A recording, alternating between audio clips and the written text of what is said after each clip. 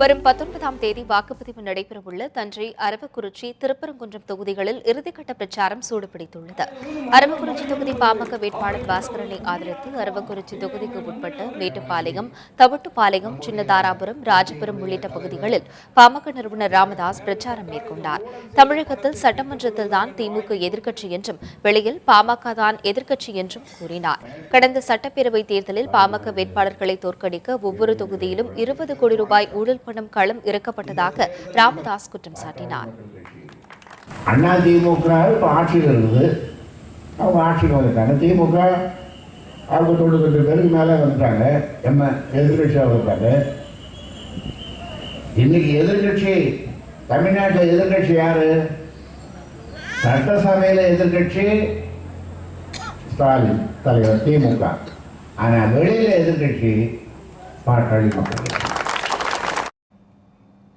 அரவக்குறிச்சி தொகுதியில் அதிமுக வேட்பாளர் செந்தில் பாலாஜிக்கு ஆதரவாக வெண்மாஞ்சங்கூடலூர், புங்கப்பாடி உள்ளிட்ட பகுதிகளில் உயர்கல்வித்துறை அமைச்சர் KP அன்பழகன் வாக்கு சேகரித்தார்.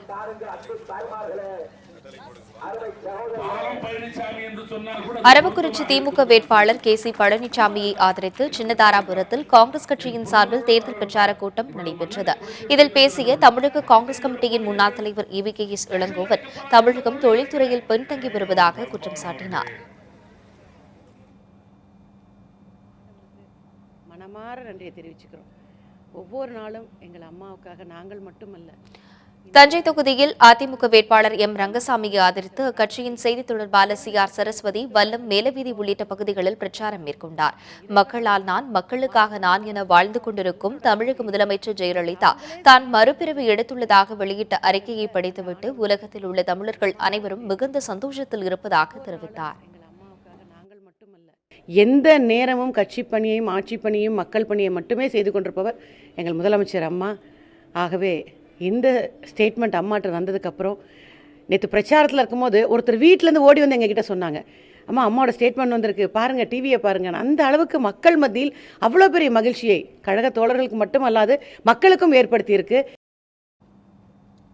தஞ்சாவூர் திமுக வேட்பாளர் அஞ்சுகம் பூபதியை ஆதரித்து ஆப்ரஹாம் பண்டிதர் சாலையில் நடைபெற்ற பொதுக்கூட்டத்தில் திராவிடர் கழக தலைவர் வீரமணி, முன்னாள் அமைச்சர்கள் TR பாலு, SS பழனி மாணிக்கம் உள்ளிட்டோர் பேசினர். கூட்டத்தில் பேசிய வீரமணி, 3 தொகுதி தேர்தலில் திமுக வெற்றி பெற்றால் ஆட்சி மாற்றம் ஏற்படாவிட்டாலும் அதிமுக ஆட்சியின் போக்கில் மாற்றம் ஏற்படும் என்றார். அஞ்சுகம் பூபதி அவர்களுக்கு நீங்கள் வாக்களித்து அதன் மூலமாக வெற்றி பெற்று சட்டமன்றத்திலே எதிர்க்கட்சியிலே அவர்கள் அமர்ந்தாலும் அதனுடைய விளைவு என்ன என்று சொன்னால் ஆட்சி மாற்றம் உடனடியாக ஏற்படாது, ஆட்சியின் போக்கு மாற்றப்படும். அதுதான் மிக முக்கியம். தஞ்சாவூர் திமுக வேட்பாளர் அஞ்சுகம் பூபதியை ஆதரித்து பிரச்சாரம் செய்ய வந்த இந்திய யூனியன் முஸ்லீம் லீக் பொதுச் செயலாளர் அபுபக்கர் செய்தியாளர்களுக்கு அளித்த பேட்டியில் அதிமுக ஆட்சிக்கு நல்ல பாடம் கற்பிக்க வேண்டுமென்றால் 3 தொகுதிகளிலும் திமுக வேட்பாளர்கள் வெற்றி பெற வேண்டும் என்றார்.